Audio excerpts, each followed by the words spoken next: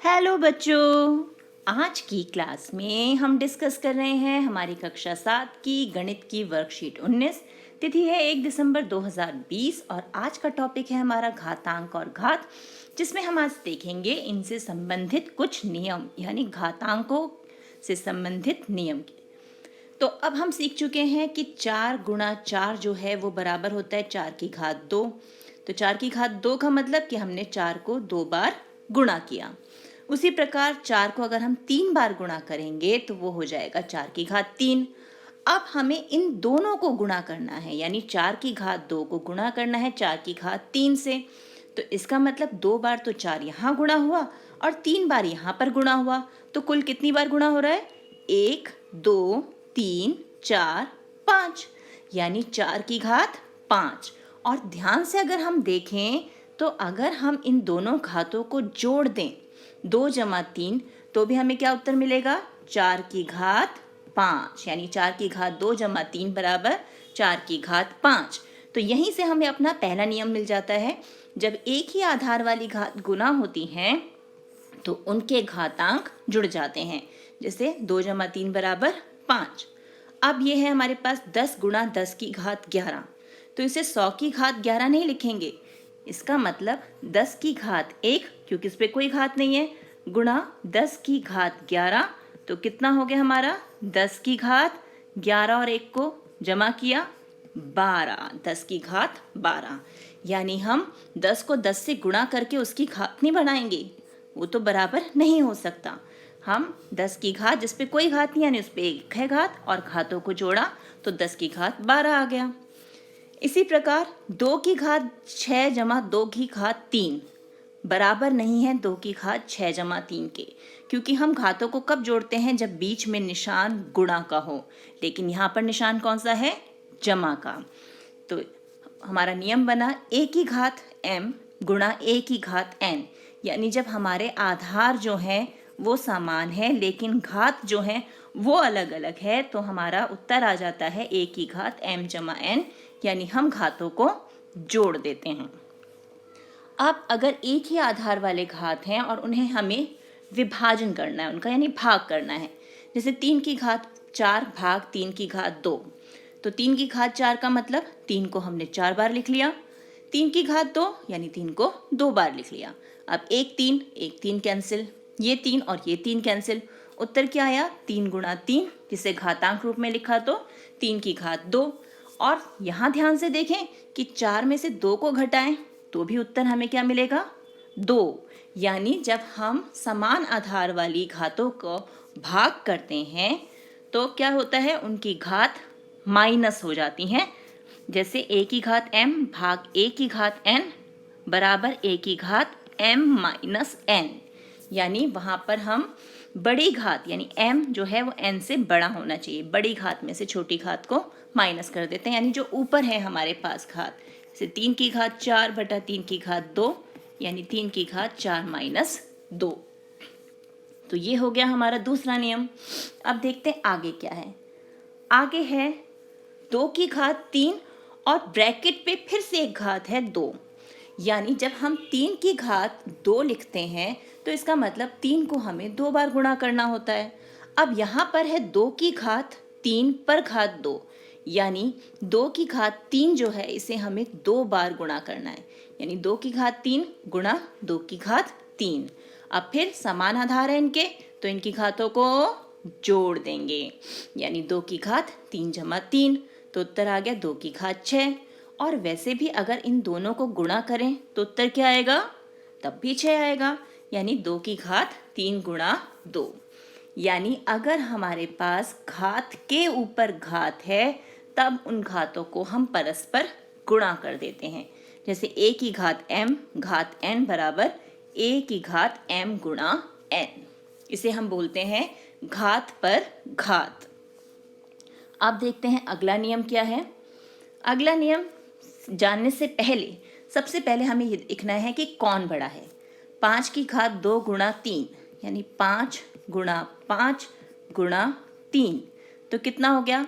5 पंजे 25, 25 दिया 75, और 5 की घात 2 की घात 3, यानी ये कितना हो जाएगा हमारा, बराबर 5 की घात 6, क्योंकि घात पे घात है। यानी 5 गुणा 5 गुणा 5 गुणा 5 गुणा 5 गुणा 5।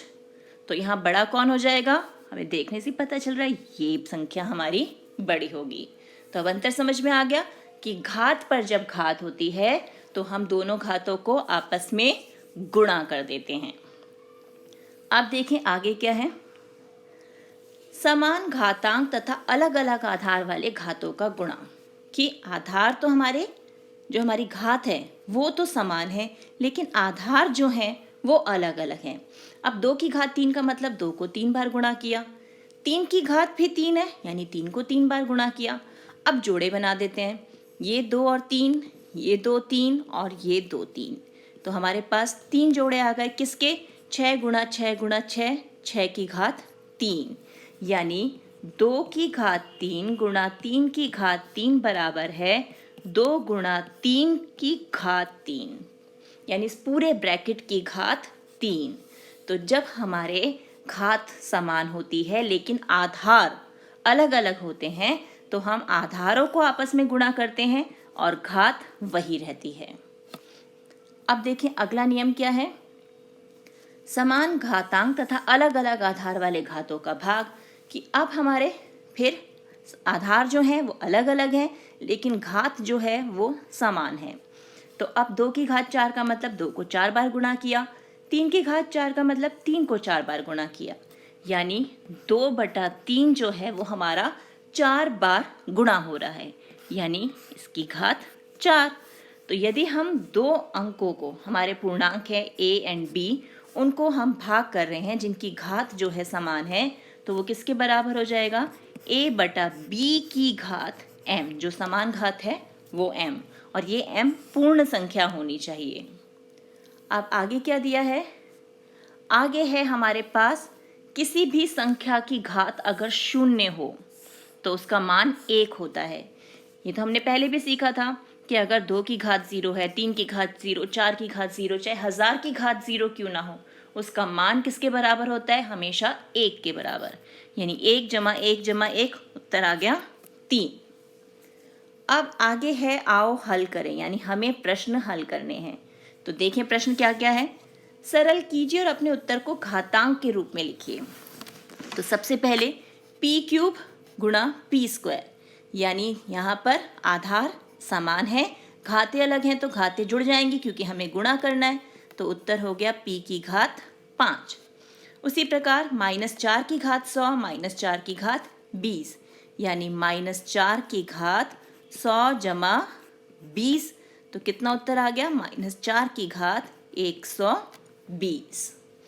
अब समान आधार वाले जो हमारे घातांक हैं उनका हमें भाग करना है। तो 20 की घात 15 और 20 की घात 13, तो यहाँ पर हमारी क्या होंगी, घातें माइनस हो जाएंगी। तो माइनस किया तो 20 की घात क्या मिला, 15 में से 13 गए 2, यानी 20 की घात आ गई 2। इसी प्रकार 7 की घात 13 माइनस 7 की घात 10, तो ये हो गया हमारा 7 की घात 3, क्योंकि यहाँ आधार सेम है और घात जो है अलग अलग हैं, इसलिए हमने भाग का निशान है इसलिए हमने घटा कर दिया। अब है घात पे घात, यानी 6 की घात 2 और उसकी भी घात 10, तो हमें पता है घात की घात यानी उन्हें आपस में गुणा करना होता है। तो 6 की घात 20 उत्तर आ गया। ये क्या बन जाएगा, 7 की घात 50 गुणा 2, यानी 7 की घात 100 उत्तर हो गया। अब आगे क्या है हमारे पास, आगे है 2 की घात 3 4 की घात 3, यानी आधार जो हैं वो अलग अलग हैं लेकिन घातें जो हैं वो समान हैं। उसी प्रकार a की घात 2 t की घात 2, यानी a गुणा t की घात 2, जिसे हम a/t की घात 2 भी लिख सकते हैं। अब -2 की घात 4 -3 की घात 4, यानी -2 गुणा -3 की घात 4। अब माइनस माइनस प्लस, प्लस का 6 हो गया, 2 3 6, 6 की घात 4 हमारा उत्तर आ गया। अब हमें समान घात वाले अंकों का क्या करना है, भाग करना है। तो 2 की घात 5 भाग b की घात 5, यानी 2/b की पूरी घात हो गई 5। 5 की घात 6 भाग -2 की घात 6, तो उत्तर क्या होगा?